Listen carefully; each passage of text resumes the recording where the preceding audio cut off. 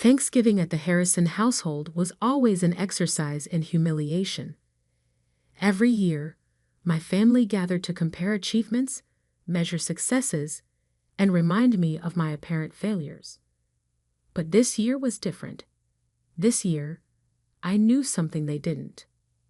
Madison's still working at that tiny investment firm. My sister Vanessa announced to the assembled family, wine glass dangling from her manicured fingers. What's it called again, Mads? Cornerstone something? I took a slow sip of water, hiding my smile. Just Cornerstone Partners. Right, she smirked. The boutique firm. How quaint. What my family didn't know was that Cornerstone Partners was mine. I'd founded it 3 years ago, and we now managed over $2 billion in assets. But they all thought I was just another employee, grinding away at a small-time operation. I'd never corrected their assumption. At least she's employed, my mother sighed, adjusting her pearls.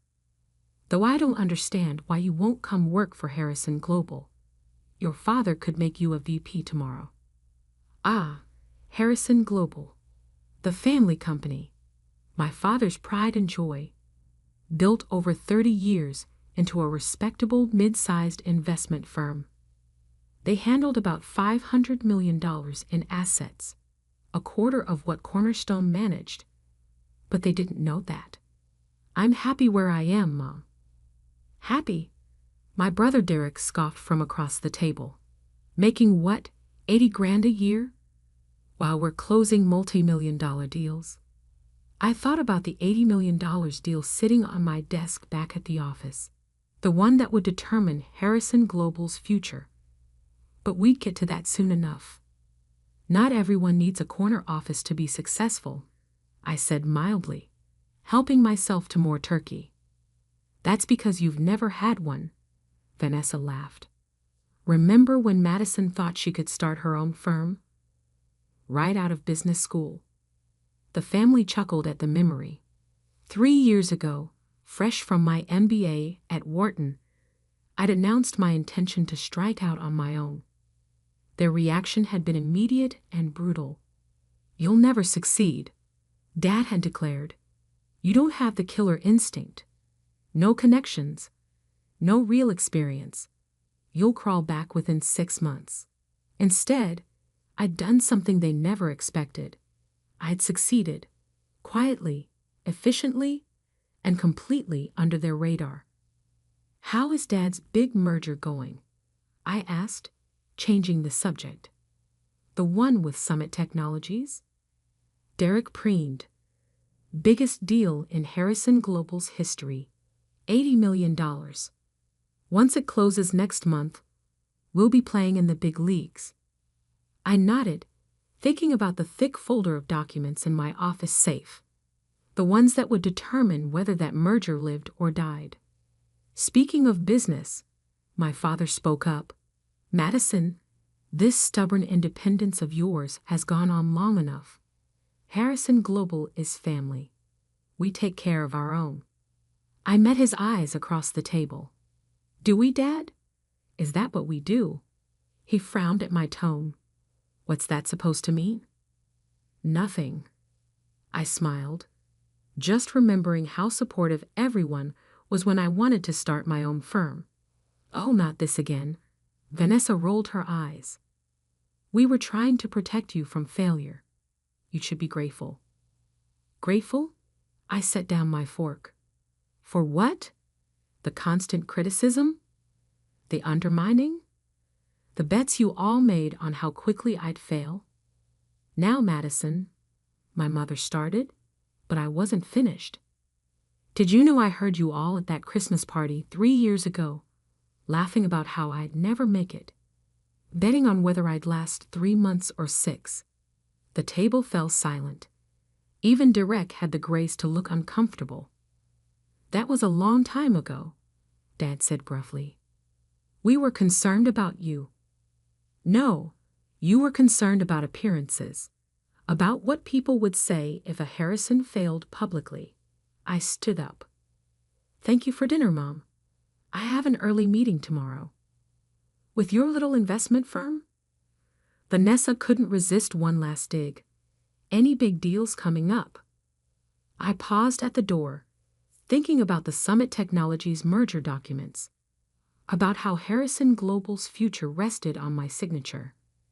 You never know, I said softly. Business is full of surprises.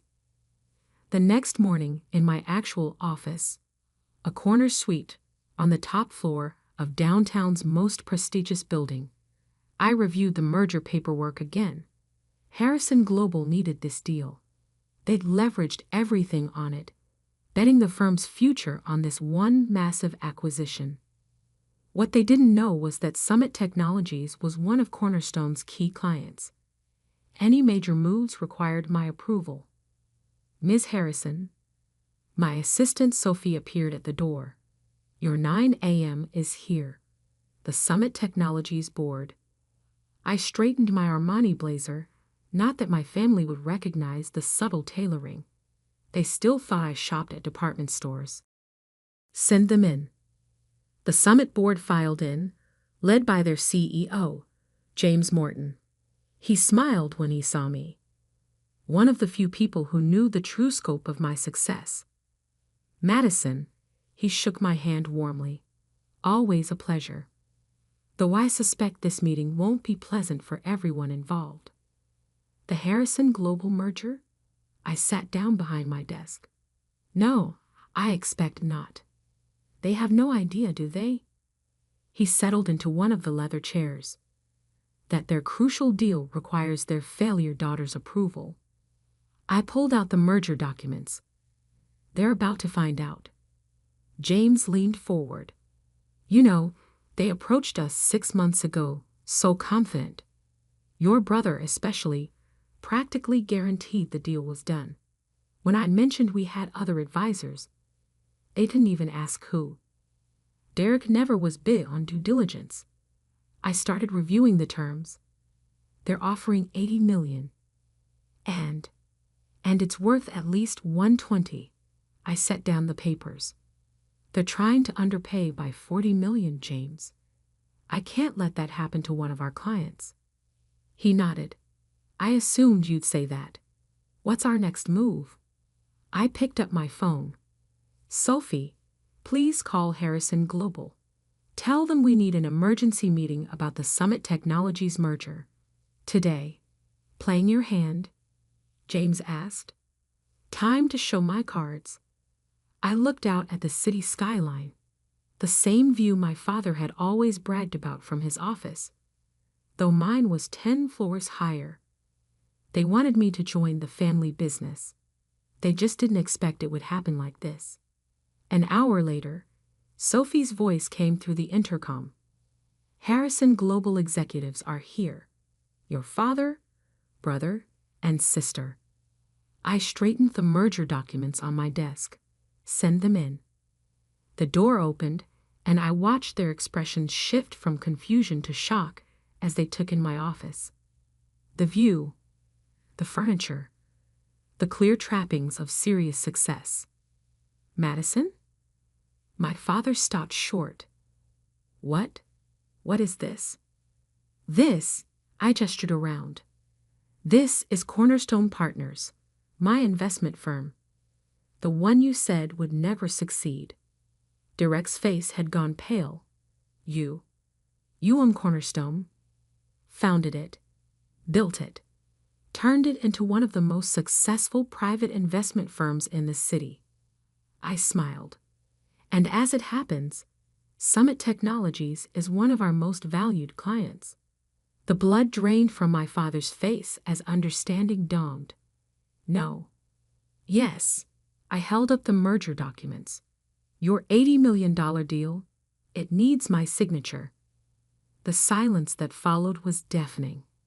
3 years of mockery, dismissal, and condescension had led to this moment. The family that said I'd never succeed was about to learn just how wrong they'd been. And this was only the beginning. My father was the first to recover from the shock, his business instincts kicking in. Madison, he said, forcing a smile. Why didn't you tell us? This is impressive. Impressive. I raised an eyebrow. Yesterday at Thanksgiving, you were all still mocking my little investment job. What change? The office? The view? Or the fact that I hold the future of Harrison Global in my hands? Vanessa stepped forward, her designer heels clicking on the hardwood floor. Come on, Mads. We're family. All that stuff before, we were just teasing. Teasing. I opened my desk drawer and pulled out an old recorder. Let's refresh our memories, shall we? I pressed play. Their voices from 3 years ago filled the room. She'll never make it 6 months. Derek's voice. Who would trust her with their money? Vanessa's laughter. She lacks the killer instinct. No Harrison Drive. Dad's dismissal. I stopped the recording. I kept this as motivation. Every time I doubted myself, I'd play it. Remember what you all thought of me. It worked better than any pep talk. That was a long time ago, Derek protested weakly. Really? Because just yesterday you were all still treating me like a failure. I stood up, walking to the window. Do you know what Cornerstone's assets under management are? They shook their heads. $2 billion. 4 times what Harrison Global manages. I turned back to face them. That little investment firm you've been mocking? We're one of the top performers in the market. My father sank into one of the chairs, looking suddenly old. Why didn't you tell us? Would you have believed me? Or would you have found some way to dismiss it, like you dismissed everything else I've ever achieved? But the Summit Technologies deal, Derek interrupted, his face flushed. We've been working on this for months. Yes, trying to underpay by $40 million. I picked up the merger documents. Did you really think James Morton wouldn't have his own advisors looking out for his interests? James Morton. Vanessa's eyes widened. He knew, all this time? I smiled. He's been a client since I started Cornerstone. He found it quite amusing when Harrison Global approached him, so confident they'd get a bargain. We need this deal, my father said quietly. Harrison Global is leveraged on this acquisition. I know. I sat back down at my desk. I've seen your books. You've bet everything on this merger. If it falls through, you'll lose half your clients. Maybe more. The silence that followed was heavy with realization. They were completely at my mercy. What do you want? Derek asked, his usual arrogance replaced by desperation. Want? I laughed softly. What makes you think this is a negotiation? Madison, please. My father leaned forward. Whatever happened in the past, we're still family. Family? I pressed a button on my intercom. Sophie, please send in Mr. Morton. James walked in, nodding cordially to my stunned family members before taking a seat. James has an interesting story about how this deal came about, I said. Would you like to share, James? He smiled. When Derek here first approached us, he was quite aggressive. Insisted that we'd never get a better offer than Harrison Global's. Said we'd be foolish not to take it immediately. Derek shifted uncomfortably. What Derek didn't know, James continued, was that I was having dinner with Madison that same night. We had a good laugh about it. You've been playing us, Vanessa accused. No, I've been protecting my client's interests. I stood up. Harrison Global's offer is $40 million below market value. That's not happening. We can't go higher, my father said. The financing won't allow it. I know. I pressed another button on my intercom. Sophie, send in the Cornerstone proposal. My assistant entered with another set of documents, distributing them to everyone in the room. "What's this?" Derek asked, flipping through the pages. "A counteroffer," I said.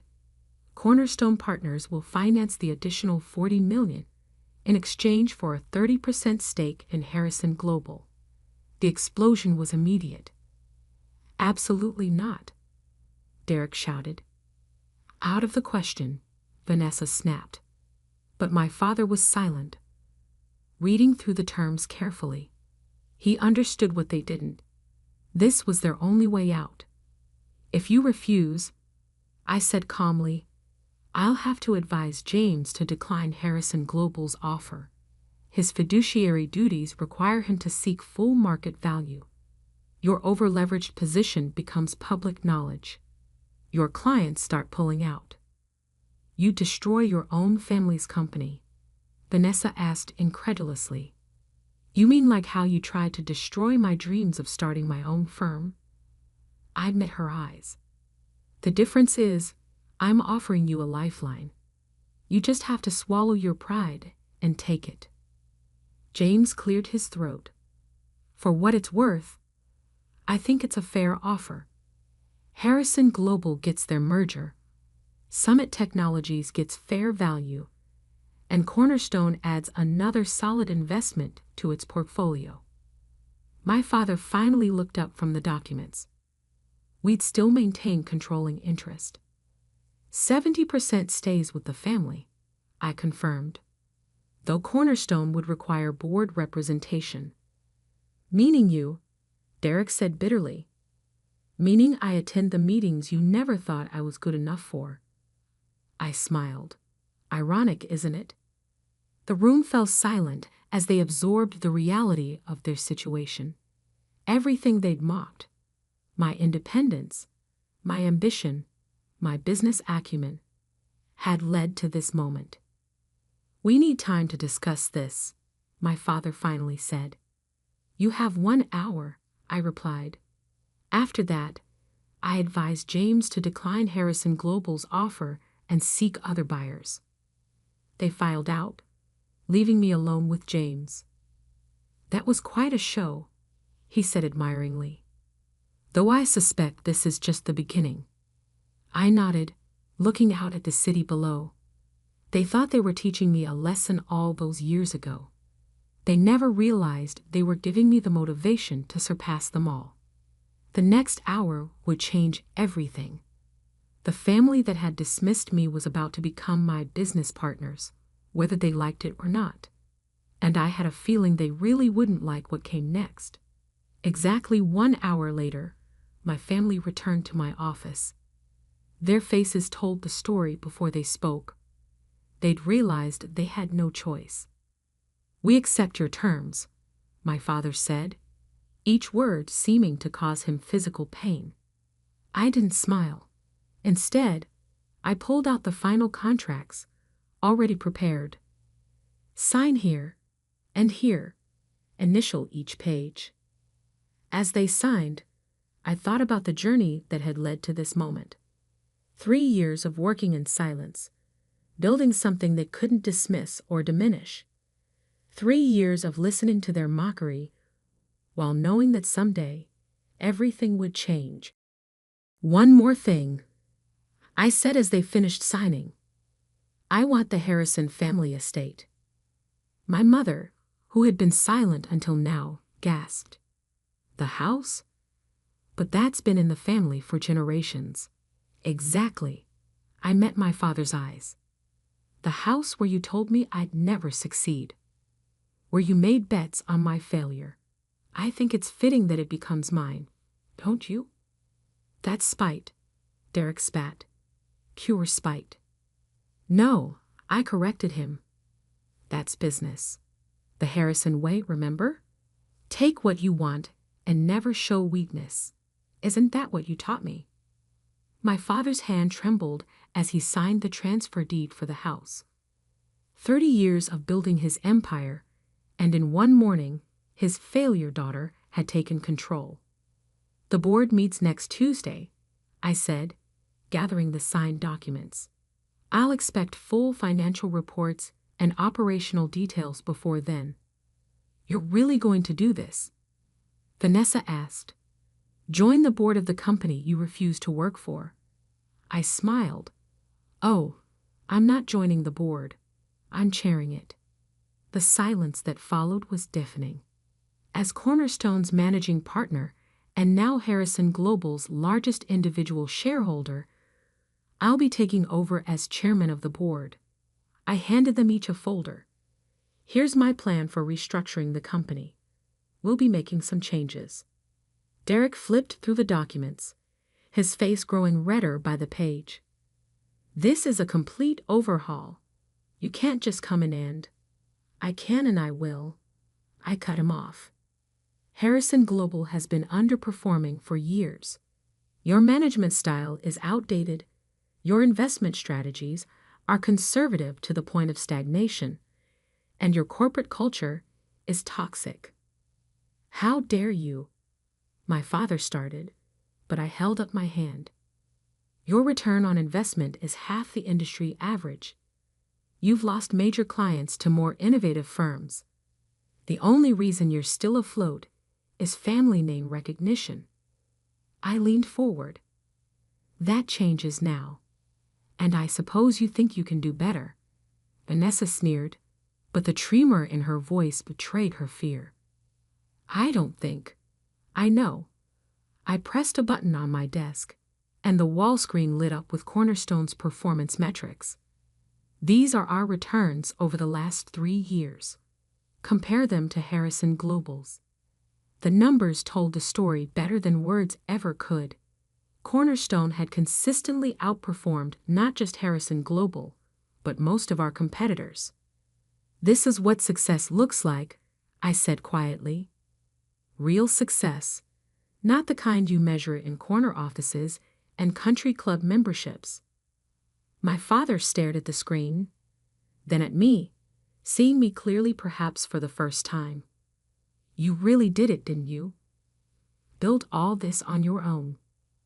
No thanks to any of you. I stood up and walked to the window. You know what the difference is between us. You built Harrison Global to prove something to the world. I built Cornerstone to prove something to myself. And now you want revenge, Derek said bitterly. I turned back to face them. If I wanted revenge, I'd dismantle Harrison Global piece by piece. Instead, I'm going to save it. Transform it. Make it better than it ever was under your leadership. Why? My mother asked softly. Because unlike you, I understand that success isn't about destroying others to elevate yourself. It's about creating something meaningful. I pressed my intercom. Sophie, please send in the executive team. The doors opened, and 6 people entered. Cornerstone's top executives, each an expert in their field. People I'd hired not for their family connections or social status, but for their talent and vision. Meet your new management team, I announced. They'll be overseeing the integration of Harrison Global into the Cornerstone family of companies. You're absorbing us, my father's voice cracked. Merging, I corrected. Though given the disparity in size and performance, it's more of an acquisition. Derek stood up abruptly. This is ridiculous. I won't work for my little sister. You're right, I agreed. You won't. Your position is being eliminated, effective immediately. Vanessa's too. They stared at me in shock. You can't fire us, Vanessa protested. We're family. Exactly what you told me 3 years ago when I wanted to start my own firm. Funny how that works both ways now. My father remained seated, looking suddenly very old. And me? You'll retain an advisory position, non-executive. I softened my tone slightly. You built something significant, Dad, but you let pride and arrogance blind you to its flaws, and to my potential. He nodded slowly, decades of certainty crumbling around him. The Harrison name will continue, I assured them, but it's time for new leadership. Leadership that understands that true success isn't about domination. It's about creation. One by one, they left my office, their worlds forever changed. Only my mother lingered behind. The family dinner next Sunday, she said hesitantly. Will you still come? I thought about all the dinners where I'd sat quietly, enduring their judgment and mockery. Yes, but things will be different now. Because you won, she asked. Because I succeeded, despite all of you. After they left, I sat in my office as the sun set over the city. Sophie brought in a bottle of champagne, the same vintage my father used to proudly serve at family functions. Congratulations, she said, pouring 2 glasses. Though somehow I don't think this is how they imagined bringing you into the family business. I laughed, taking a sip. No, I imagine they pictured me in a junior position, working my way up through their approval. Instead, you bought your way in from the top. Not bought, I corrected. Earned. Every penny, every client, every success, I earned it all. My phone buzzed with a message from James Morton. Brilliant performance today. Your grandmother would have been proud. I smiled, remembering the woman who'd believed in me when no one else did. Who'd left me the seed money to start Cornerstone, swearing me to secrecy until the time was right. To Grandma Rose, I raised my glass. Who taught me that success isn't about proving them wrong? It's about proving yourself right. The next morning, I arrived early at Harrison Global's offices, soon to be renovated and rebranded. The security guard did a double take when I used my new key card. In the executive suite, I found Derek and Vanessa clearing out their offices, shooting me venomous looks as I passed. My father's office, my new office, still held the trappings of his reign. Photos of deals closed, awards won, the carefully curated image of success he built.